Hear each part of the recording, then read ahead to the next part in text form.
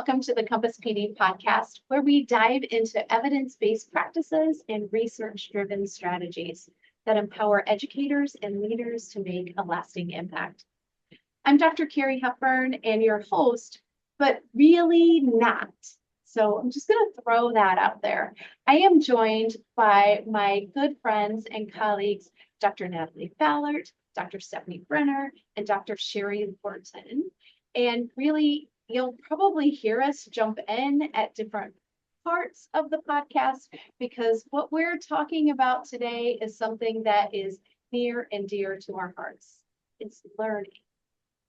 And you'll hear some things about our learning journey. What I can tell you is that we are the kind of people that are nerds and we kind of geek out when it comes to learning. So we understand that not everyone has the same enthusiasm and excitement that we do regarding learning.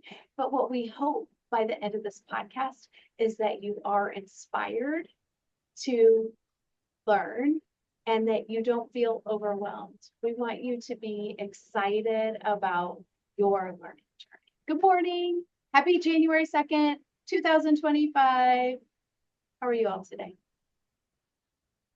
Doing great. Excited for the new year.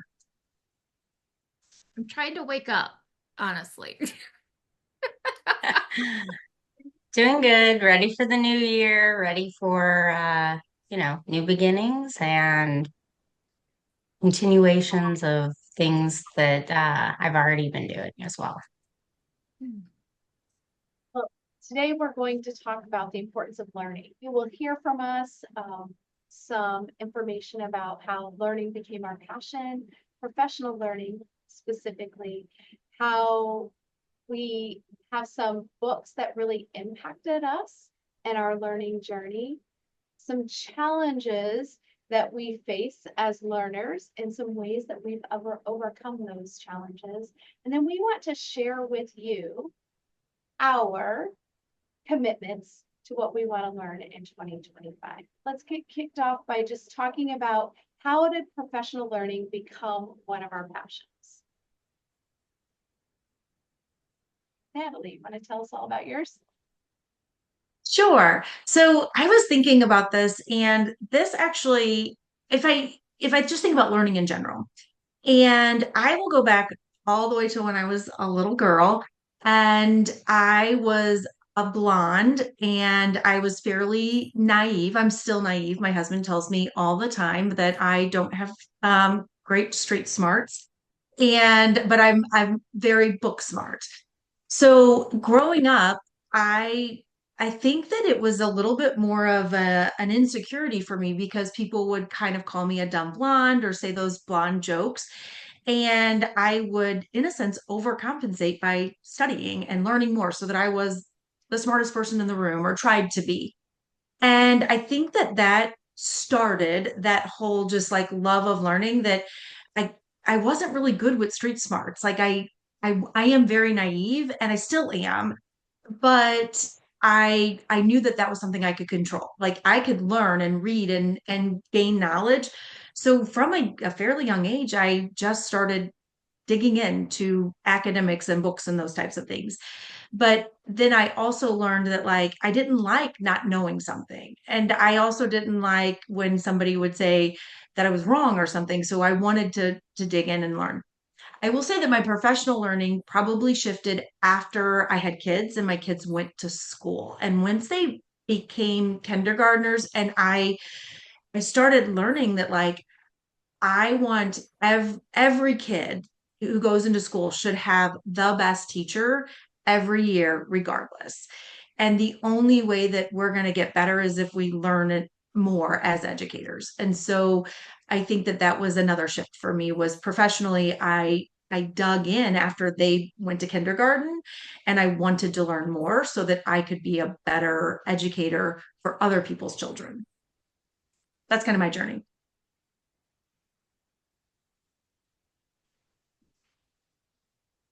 I will say that once I became a parent, my journey as an educator definitely changed also. I started feeling the same way that I hoped that I would be the kind of teacher that kids came home and said positive things about, like my kids were coming home. And so that was always something that was in my mind too. But my like journey of becoming somebody who loved professional development or professional learning really kind of started when I became a literacy coach. And when I started as a literacy coach, I didn't really know what I was getting myself into. I really thought that I was going to get to be a reading teacher, like somebody who sat down and did reading stuff with kids that had trouble. So I quickly learned that really wasn't the gig.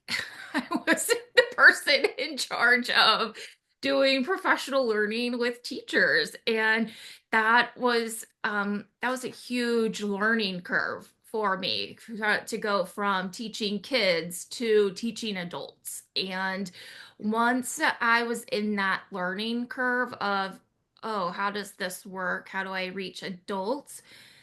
That's what it sparked for me, that it was just how do I reach adults? And as a literacy coach, I was gifted so many wonderful opportunities of my own professional learning. And I started realizing not all teachers are getting the same amount of professional learning. And I wanted to share all of that with them. And so that was really where my love of professional learning came, was that I was thrown into the gig and quickly realized that I liked it a lot. So, and people told me I was good at it. So that just kind of fueled my like keep going with it type of mentality. So I'm always into professional learning in the sense of I've been granted a lot of my own learning, and I want to be able to give others the same type of amount of learning as well. I love that. Thank you so much. It's so fun to hear everyone's journey. Sherri, tell us about yours.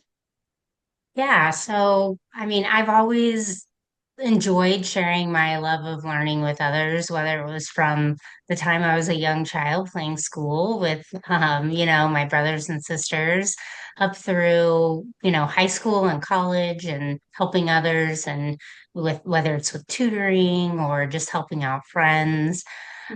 And of course, as a teacher, I got started out with students.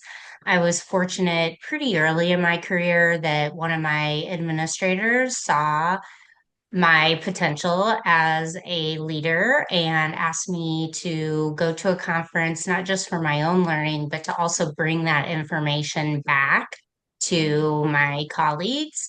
And that kind of sealed it for me and brought me into leadership roles within teams that I worked with, then into coaching, which was mostly math coaching at that time, and more at a building level, and eventually working with teachers and administrators in curriculum and instruction and assessment at the district level. So it's really served me in my career to be able to learn and share that love of learning with everyone else. So, I Carrie, how did you get started into all Oh of it? gosh. Well, what's so interesting is as all of you were talking, I had a little connection with everyone. And I'm sure that we all did. Just like, oh yeah, that kind of happened in my journey and this happened in my journey. And I had kind of a plan and now I feel like I want to change it.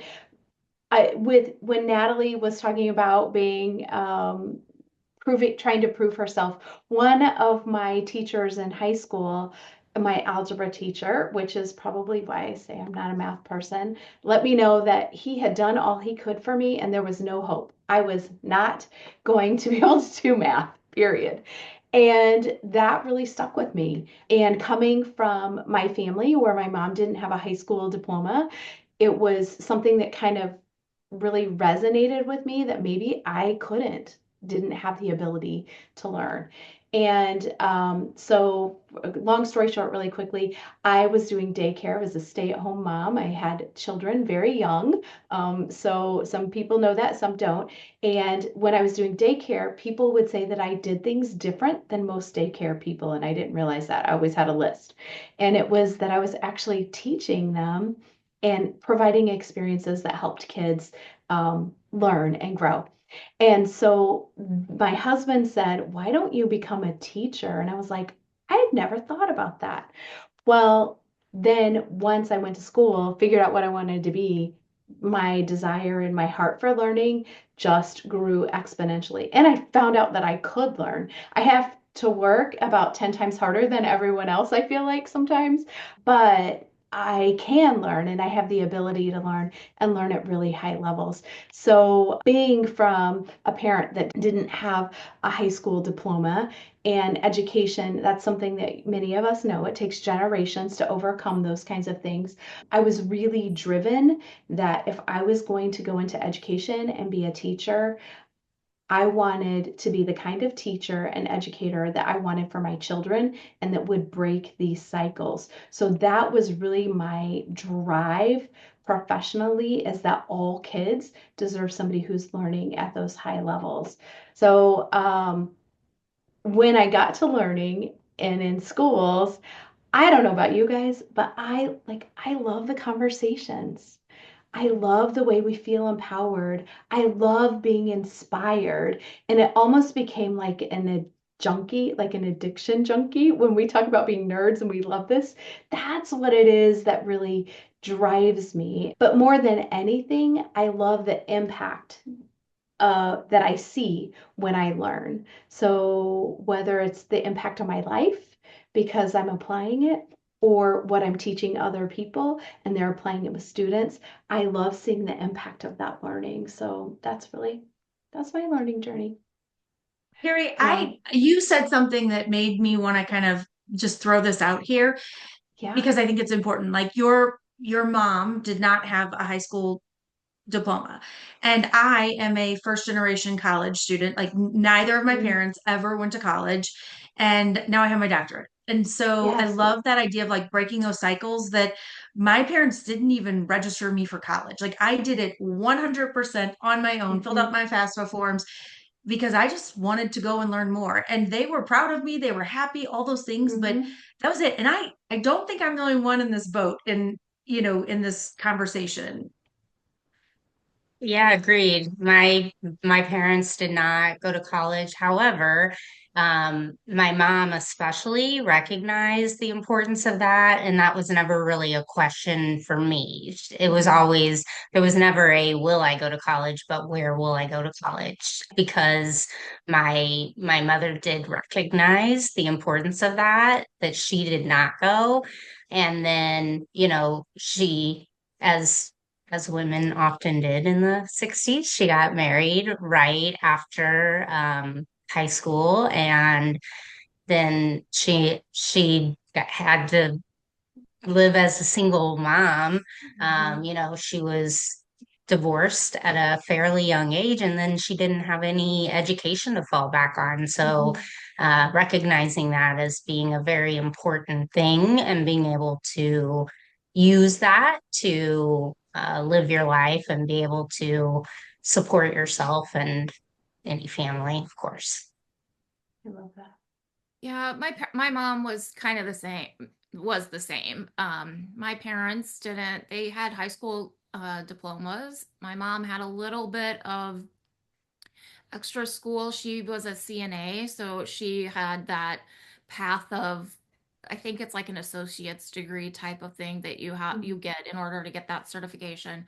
But for us growing up, it was, what are you doing after high school? There was always it's going to be college or a trade school. That there wasn't an option of not doing something that was furthering our education. So all my brothers and I knew that we had to do something. It was the expectation for us. She wasn't going to let us get away without doing something.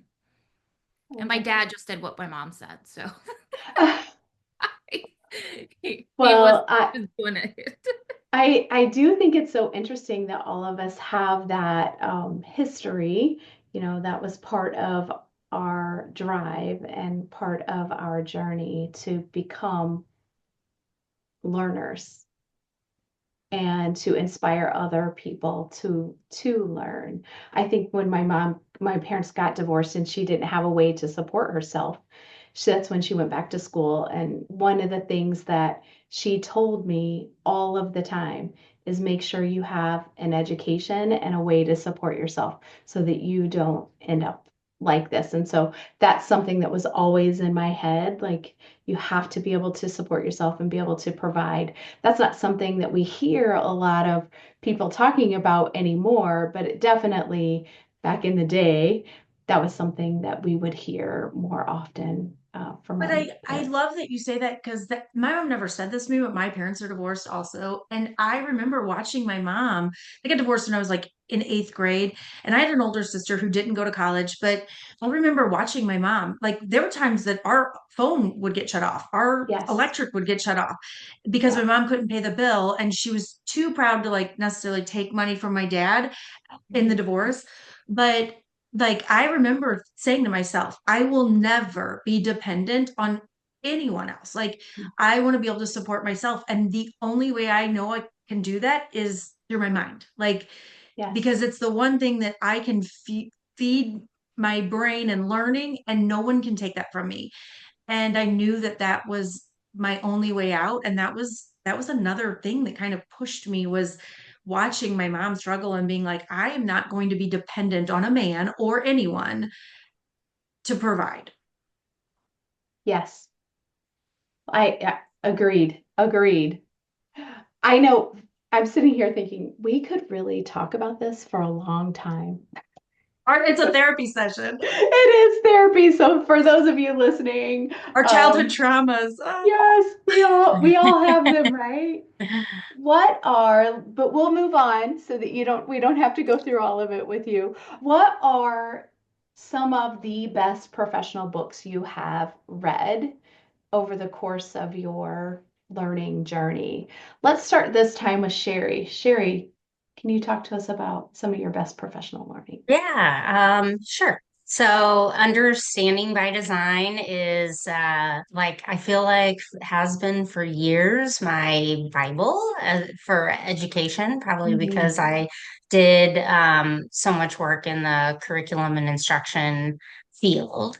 That's by Wiggins and McTighe. And then the classroom instruction that works books and the handbooks that go along with them. So that first Mhm. edition was by Marzano, Pickering, and Pollock. It's been updated a couple times with some newer researchers and based on new research. And the Visible Learning series of books by Fisher, Fry, and Hattie are also great. They started with really just general visible learning and understanding what that is, and then they branch off into different content areas. So for mathematics or for ELA, and yeah, those have been a great series also. Can I just say what I love is that as you're talking about these books, what people who will be listening can't see is that the rest of us are like nodding our heads, going, "Yeah, that was a good one. That's a good one." All Can I that. throw out really fast? I think we're all really coming from different districts, like in our public education world. And so it's interesting because we are all shaking our heads because these are pretty standard professional books. And I think it would be Yes. important that, like, if you haven't read any of these, I think everybody on this podcast has read every one of those that she is. I haven't read the mathematics one Yes. for visible learning, but I have done the ELA ones. Either way, that idea of like, no matter what district you're in, these are important books in this world. Yes. Yes, I agree. Stephanie, can you talk to us about your professional books, your Yeah, best so ones? I was when I was thinking about this question, I thought about it in the sense of what are the books that I recommend most to people? Mm. Because I feel like if I recommend a book a lot, then it's had a big impact on me. And So three books come to mind. First is Overcoming Dyslexia by Shaywitz, and the new second edition is Shaywitz and Shaywitz. But I think that that book is for sure one of my best favorite professional books. Then I love the book. It's called The Coaching Habit by Michael, and I don't know how to say the guy's name, so please forgive me, Michael, if you ever hear this. Michael Bungay Stanier, I think. I totally messing up his name, and I really apologize, but it's a fantastic book. So highly recommend that one too. And then finally, Quiet Leadership by David Rock is another one of my favorites that I really love a lot. And I am going to add one more, but I have to look at my shelf because I always say it the wrong. The Fifth Discipline Oh. by Peter Senge. Is that how you say it? Yeah. Senge, Senge. Sen, that is another one of my favorite professional books. Mhm. A lot of people do that. I read that in my doctoral cohort, and that was like you love it or hate it book. But I love that book. It's about systems thinking and how to approach complex change. So Mhm. I appreciate all of the information in that book. I think it was one of those books that I loved and hated. It was sort of like dry toast, Yeah. but it was so meaty, but Hmm. kind of boring. Does that make sense? Yep. All right. Thank you, Natalie. Oh, I have so many. I know. So I want to throw out that I love books. Sheryl Sandberg and Brene Brown are great for empowering anybody, but really empowering women and finding your seat at the table. I love their book. Just going to throw that Mhm. one out there. Um, I'm going to throw out another one really fast that is not on any of my list, but it's Strength Finders. We did this as a part of our cohort. Yes. And if you ever just want to know about yourself, I learned so much about myself in reading that book, Strength Finders, and doing the little quiz. And so many things that I used to feel bad about myself, I realized I shouldn't feel bad about them. I just need to own them and be like, this is the type of person I am. And if I can start with that, it's funny because I'm not a woo person. If you read the book, you'll know what I'm talking about. Carrie is. So there are times that I know that I'm not good at that. So I can go to her and say, I need help with this because I'm coming off as a jerk. And so it's a great self-reflection book. But either way, so now I'm going to get into the books that I like. Okay. I have, and I'll touch on two of them, and then I'm gonna let Carrie, she can touch a little bit more on them. But one is I have them in front of me. Reader Come Oh, Home, and it's like the reading brain in a digital world, and how the digital world will impact the way that we critically think. And this was important for me as a teacher, as a like professional development leader, and also as a mother of teenage boys. Then the other one was Revenge of the Analog, which is also about digital world and almost like mhm. saying, like, let's go back to pen and paper because we can be more creative. So I have recommended this book to people in education and outside of education. And I was at a record store the other day and I told a guy he needed to read this book. But either way, so yes, we do this all the time. Then I'm going to go into this book. Like I got stuff written all over it. Grading for Equity. This is by Joe Feldman. I don't know if you've ever read this book, but it is a game changer. Not only professionally, but also as a mother, but it is about looking at grades and it in looking at mastery work. And it's not necessarily saying, oh, we should go to what is that? What type of grading system is that elementary do all the time? Standards based. It's Standards-based. not necessarily Competency. saying standards-based grading, Mhm. but it was very reflective, especially as a secondary educator, Mhm. because it really tries to take out the subjectivity of grading, which is really hard as an ELA teacher to do that. And it really looks at the inequities. And so for those of you who don't know, I'm the mom of identical twin boys. And this is really important because when I say this to teachers, like if my kid has teacher A and then the other one has teacher B, and they are given the exact same assignment, is it being graded the same way? Is is teacher A putting the same value and worth on that as teacher B? And that can impact their learning, because if I only do 5 points and somebody else does 50 points, is the kid going to dig in a little bit more because of those points? And are they going to learn it different? So it's a crazy changing, life-changing book. I love it. But that's it. And then I'm gonna say that if you're an ELA person, I would throw out anything by ELA secondary. Penny Gallagher, or sorry, I'm saying it wrong. Kelly Gallagher, Penny Kettle. And then I do love Jennifer Saravallo, even as a secondary educator. She has some great handbooks that are helpful to teachers. Then I'll stop, but I could keep going. I know it was really hard to pinpoint just a few to talk about for all of us. I feel like we should do a book club that everyone could join and we could all do nerd out together. Wouldn't that be fun? Okay, so I will try to go through mine a little quickly if I can, because two of them you've already heard about, which is great. I am going to start with Simon Sinek's Start with the Why, and that was a game changer for me. At the time that I read that book, I was in my doctoral program and I was in curriculum and instruction assessment department. And one of the things that I saw was that it's about systems change, but we had a lot of emotion and I couldn't figure out where all of the emotion was coming from with our staff. And it was around different initiatives and all of the things that were happening that happen in a district all the time. And this book really changed the way that I wrote curriculum and I approached professional learning. We always took the time early on to start with what do we want for our kids, but why is this important? Why do we want this? And it helped set the tone for really hard work with the teams that I was working with. And you can use that for communication. I could use that for communication through everything that we did, whether it was in my newsletter or we're here today because, you know, this is why we do what we do in ELA or in the gifted world or whatever it was that we were working on. Then the second one I'm going to touch on is one that Sherri had chatted about with Wiggins and McTighe, Understanding by Design. That is a game changer and a best practice when it comes to developing curriculum.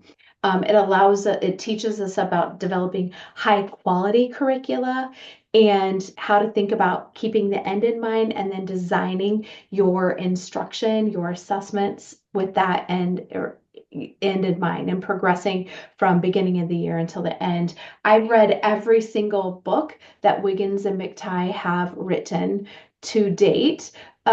They are kind of like the fifth discipline, kind of dry toasty is what I say. I've seen them in person. Wiggins is passed, but I've seen them in person. I've done webinars. Not super exciting, but boy, is the content rich. So it is really worth the investment if you're in curriculum or want to be in curriculum to spend time in that. And then finally, the Revenge of the Analog that Natalie had shared. I wanted to share that book because that book really touched me in ways that helped me think about myself as a curriculum leader and think about myself as a teacher, that we really learn better and increase our problem solving and critical thinking when we have physical, tangible things. So super fun to talk about our favorite books and why. But let's talk now for just a couple of minutes about what are some of the challenges that we have as learners and how have you overcome those challenges? Somebody just jump in. I think time is always a thing that we always say, like, there's just not time, there's just not time. And what I have found for myself is that I have to schedule it. I have to put it on my calendar. I have to purposefully set aside time, whether it's time to make sure I'm reading that professional book, whether, I know I need to watch a tutorial online or even do a book study with a group of colleagues. have to make sure I schedule it and make it a priority because it's so important to me. I will say, surrounding yourself with people who are learners. And I've worked in districts where they're really small and there's not this passion from others to want to learn. And so, number one, if you're in a district like that or you're in a space like that, then you be the leader. Like step out and just say, I'm going to do this. Who wants to join me? And be vulnerable and just put yourself out there because you want to, or start doing it anyways and see if other people will join you. There are also like other communities out there. You could go back and get your master's or go get your doctorate or join a Facebook group or something along those lines. But surrounding yourself with other learners is important. And as a parent, I tell my kids that like you want to be a good person, surround yourself with good people because that's you're going to learn from them, good or bad, either way. So put yourself in a community of learners in some way, shape, or form. I think that a struggle for me is really definitely what Sherri mentioned with the making sure it's on my calendar and scheduling it. I'd add to that follow through. Like if I have it on my calendar, I prioritize it because I'm easily the person that will find another thing to do that like, oh, I have time to do that later. This is more important right now. So, and I say to other people, if you value it, it's your priority, or you prioritize what is you value. And I don't always live up to that in this area. But one of the other struggles I have is honing in on a focus, like just picking one thing, because there are so many things at so many different times coming at us. Like teachers are recommending books to me all the time, or new topics are always coming up in the world of education. I have a membership to a professional organization, so I get a book sent to me once a month on top of the magazines that I get that are then full of all this new information about what's hot in education. And so it's sometimes the options overwhelm me. And so then I don't get started. I'm that person. Fair. We all have fair challenges and solutions to overcome those challenges that we have. For me, what helps me, I was thinking a challenge is committing, and a solution that I have is making it public. So finding people to hold me accountable, and so I make that public. What am I committed to learning right now? One of my favorite things I love to do that people hate when we do professional learning is just start a what are you reading list and have everyone pop up and share. And that helps me add to my reread stack. And it also puts a little peer pressure that we should be as professionals learning. So as we kind of end this little part of our segment, we're going to wrap up today with what are we committed to learning in 2025?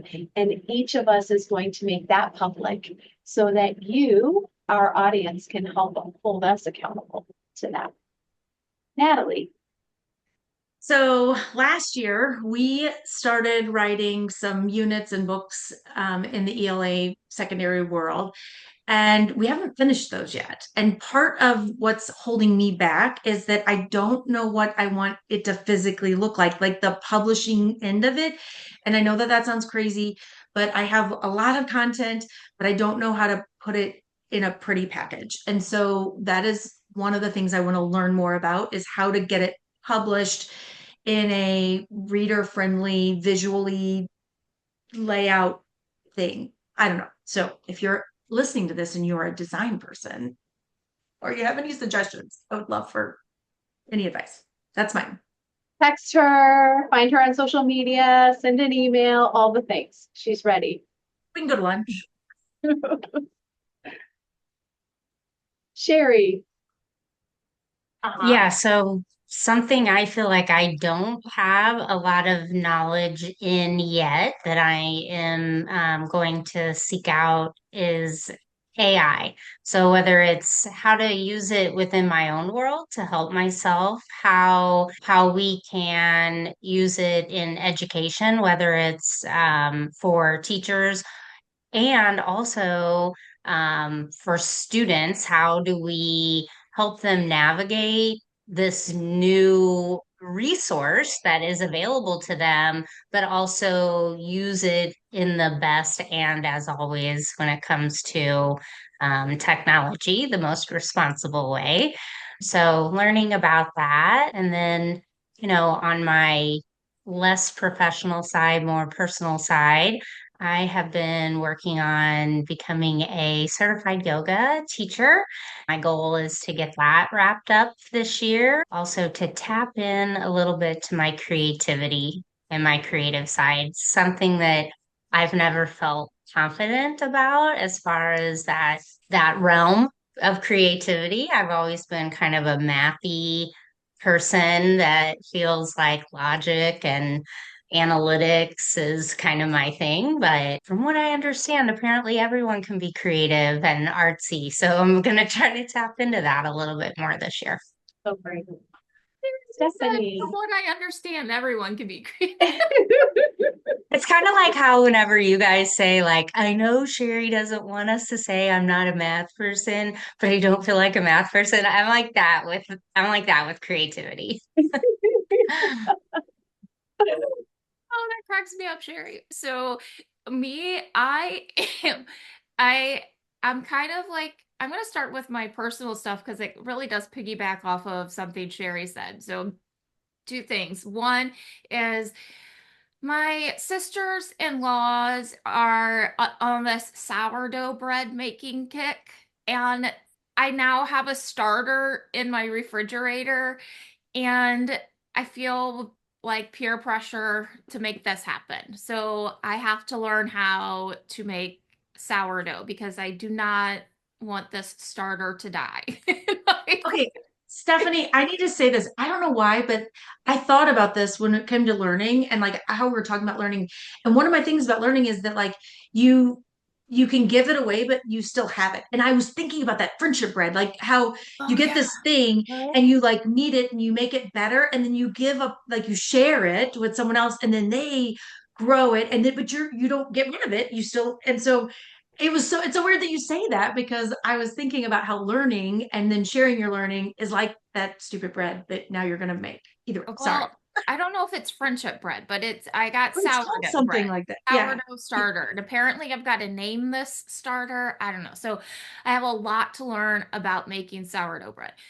And the other thing is kind of the creativity side is that uh the last couple of weeks I have been doing some like making of things that for gifts that started out, and I'm really enjoying that. So I kind of wonder, like I've gone to a few craft fairs, so like how could I be a craft seller? If I like making this stuff and I'm kind of being crafty, well, I could sell it. So maybe that's something to get into. So, but sourdough bread and that are two of my personal things. But professionally, I don't have necessarily one topic I want to dig into. It's more of a learning commitment, which is to read one physical professional book a month. I do a lot of listening to audiobooks, and I less of the physical book in my hand highlighting, and I know for myself that I'm not learning as in depth. It's kind of like what is in the books Reader Come Home and Revenge of the Analog. They apply directly to me. So I am wanting to commit to finishing one physical professional book. I read a lot more than one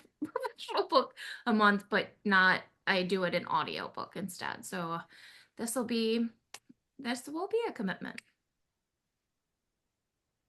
Well, I am committing to, like Natalie, learning more about the publishing industry. About 4 years ago, I think it's been 4 years now, Stephanie and I took a master class on writing a book, and we wrote a book that's called the Roadmap to Comprehensive Literacy. And it is literally 400 pages long. So I am committed to learning about how to edit and revise in a way that the book is palatable for building or district leaders and applicable for them to be able to use in their life starting next year. So our goal is in the next 75 days to finish that book so it can be ready for publishing. And then personally, I am committing to pickleball. It's a big one. We've been playing, but my husband's really good, and I don't like being bad. I don't like not being great. I don't like being the one that brings the team down. So I'm going to take some like little workshopy things and commit to playing once or twice a week for a little bit of time because I know that with repeated practice and with coaching that I can get better. So that's my commitment. That's what I'm focused on for 2025. Quickly, I just want to say we talked a lot about learning. We talked about our learning journey. We talked about our favorite books. We talked about challenges and overcoming those challenges to being a learner. And then we told you in complete transparency and vulnerability what we're committing to for 2025. So I want to just let you know that we are so thankful here at Compass PD that you join us on our podcast. At Compass PD, we believe that every educator has the power to inspire change and transform student learning. And we just want to tell you just to stay focused, stay inspired, and keep making a difference. Thank you so much, ladies. Thank you. Thank you. Thanks.